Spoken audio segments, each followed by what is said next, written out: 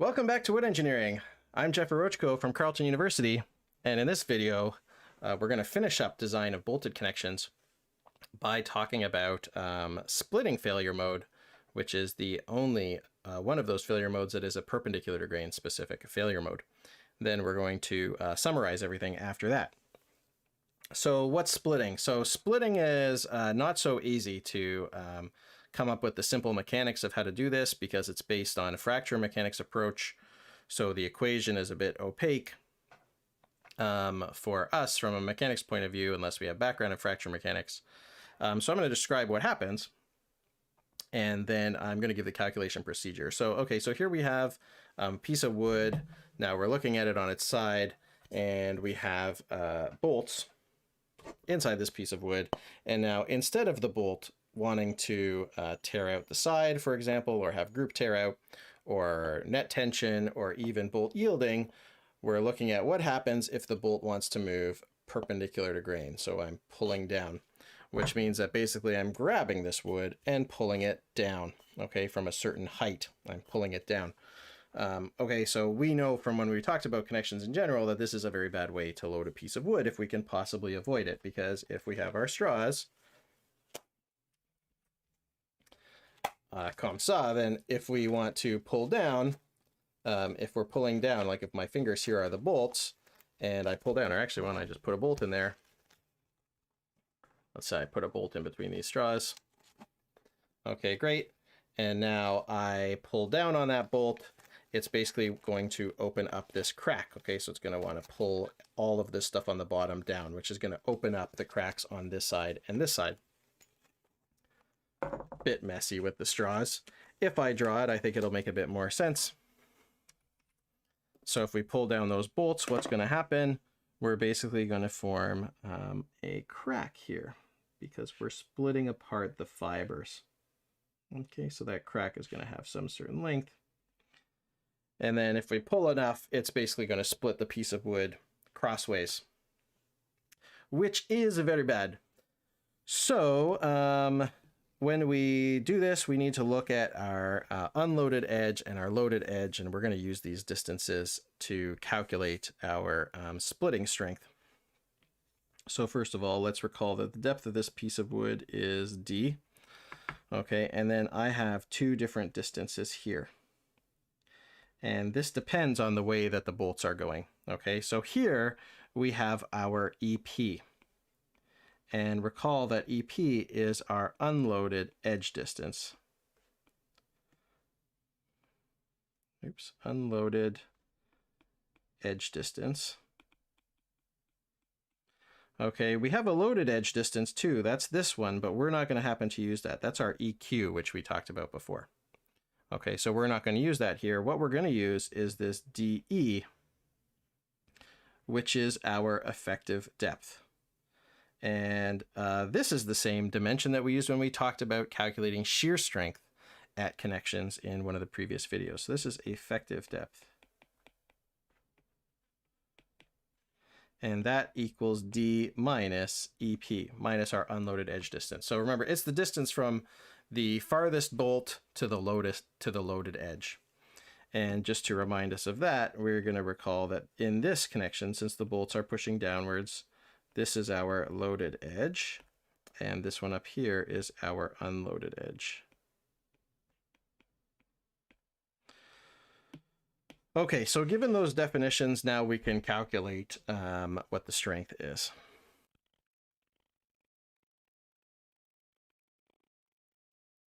Okay, so just like when we talked about row shear and group tear out and net area, we talked about the fact that we only calculate for one side of the connection. And when we're talking about perpendicular to grain load, this makes even more sense because here I now have a connection. Let's say I have this member basically hanging from this member, and I have connected them with two bolts. So here I have two small convenient holes. So let's say the bolts are at similar locations to that. So this member now is hanging from this and it's pulling it down, and I have a bolted connection between them. So I have one side of the connection here, and I have the other side of the connection here. Now, obviously, in this case, calculating the strength on one side of the connection is going to be very different than calculating it on the other side, right? Because for this horizontal member, when this pulls down, the bolts are going to want to pull down, and I'm going to be splitting this member apart. And so for this side of the connection, I'm going to calculate the splitting failure mode. Now, what about for this member here? This member is connected with 2 bolts, for example, and when this member pulls down, the bolts are going to want to stay there, and the bolts are going to pull up in this member, right? They're going to want to pull up. Okay, so as this member pulls down, the bolts in that member, which are restrained by this one, are going to want to go up towards the end of this member. So for this member, I'm not calculating splitting at all. For this side of the connection, I'm going to calculate row shear. I'm going to calculate net tension, right? So for 2 sides of the connection, they could be 2 different materials, and they could also be in 2 different directions, which means that I'm going to use different calculation method to calculate the strength of each. Okay, so that's a little bit maybe less confusing than this case where I have both sides of the connection are loaded kind of in the same direction, but I still am considering this side of the connection for one calculation, and then I'm going to calculate this side of the connection separately. So same thing. But maybe it's a bit clearer when you talk about it in terms of perpendicular to grain. You know, if I have a member that's hanging that is in a different direction. Okay, so for one side of the connection, I am going to do this calculation. So usually, you know, I think it would be pretty weird to have 2 members connected together in perpendicular to grain, and they both have splitting loads. That would be pretty strange, probably. Okay. Okay, so for each member on that side of the connection, so if I had, you know, what's the case that I could have 2 members on that side? Okay, what if I had 2 members like this, and I had a plate in between, and the plate was then hanging? That's a case where I would have 2 members on one side, those would be the splitting ones, and 1 member on the other side of the connection, which is the one that's pulling down. Okay, so then I would have 2 of these to add up. Okay, so I'm going to calculate the splitting resistance, and the equation is like this. So QS, Q is for perpendicular to grain, S is for splitting, R resistance, I member I. Okay, we're going to have phi W for a brittle failure mode, QSI, and then KD, KSF, KT, which we are, of course, used to having all of those. And then phi W is 0.7, like we've seen before. And this is the fracture mechanics bit here, 14T dE divided by 1 minus dE over D. Okay, so you can see that there's no effect of the strength. It's only geometry. So that is not what we're used to.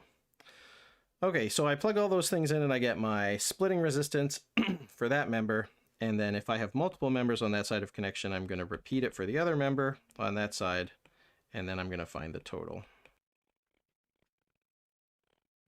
So Q for perpendicular, S for splitting, R for resistance, T for total is the sum of all the individual resistances for each of the members. And that's it. That's how I get my QSRT, which is my total perpendicular to grain splitting resistance. Okay, so now we have finally accomplished calculating resistances for yielding, for row shear, which is parallel to grain, for group tear, which is parallel to grain, for net tension, which is parallel to grain, and the last one for splitting, which is perpendicular to grain. So if my loads are all parallel to grain or all perpendicular to grain, then it's pretty straightforward. You know, I just have to make sure that my parallel to grain resistances are greater than my parallel to grain load, and also that my yielding resistance is greater than my parallel to grain load. But what if my load is on an angle? So I have one component that's causing parallel to grain stresses and one component that's causing perpendicular to grain stresses. Well, then we're going to have an interaction equation for that. That's going to be part of this summary that I'm going to do next. And the summary is nice because you can basically follow along and say, I satisfy this, I satisfy that, I satisfy that, I satisfy that. And as long as I satisfy all 4 requirements in that summary, then my connection is good to go. Okay, in the code, in the standard, sorry, it starts with this at the beginning of 12.4, which is the bolted connection section. I like to end with it because it kind of summarizes everything. Okay, so here we're going to revisit all of the different resistances that we've already calculated. Okay, so the first one is for yielding. And remember, for yielding, angle to grain is taken into account in the calculation of NR, the yielding resistance, because the embedment strength for wood takes into account the angle to grain. So it's all built in. So all I need to know here is what's the total load at whatever angle it exists at, and then what's the total resistance, which is at the same angle, because I take that angle into account when I calculate NR, which is my resistance. So the NF here is in any direction.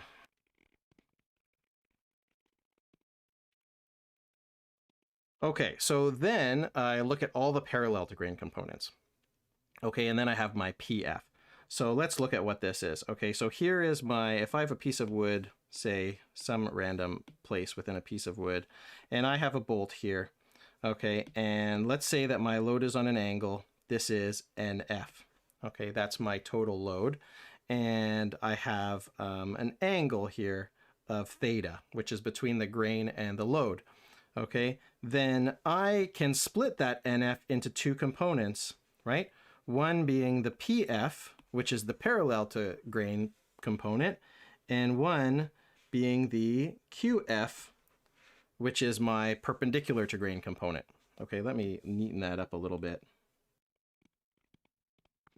Okay, so these are the NF, the PF, and the QF that we're talking about when we're doing these checks. So for yielding, I use the full NF, right? For parallel to grain, I'm going to use only the parallel to grain component of that load NF, and I'm going to check it against all my parallel to grain resistances. Now in the standard, instead of PR min, it just says PR, but I like to write it as PR min because PR min is a minimum of all of the different potential parallel to grain failure modes. So we have PRRT, we have PG, let me make these a bit bigger. We have PG, which is our group tear out, RT, and we have RTN, RT, which is our net tension. Now we might not have all three of these for every case, right? Because, I mean, row shear will basically always have, as long as we have more than two bolts in a row, or more than one bolt in a row. Group tear out we'll only have if we have a tension load where we have a loaded end, right? And same for net tension. We'll only have that if we have a tension load with a loaded end, right? Because we can't have net tension in compression, obviously. Okay, so I calculate all of those that apply, and then whichever one is the lowest, that's my PR min. So that's my lowest parallel to grain resistance. PR min, I'm gonna just write in here that this equals PR for this code because we're gonna use PR later. And I compare that against my PF, which is my parallel to grain component of the total load. If all of my load is parallel to grain, then NF equals PF, right? And my QF would be 0. And I will provide also the clauses for these. So we have them all in one place. Okay, so that's the parallel to grain. Then we do the same for perpendicular to grain.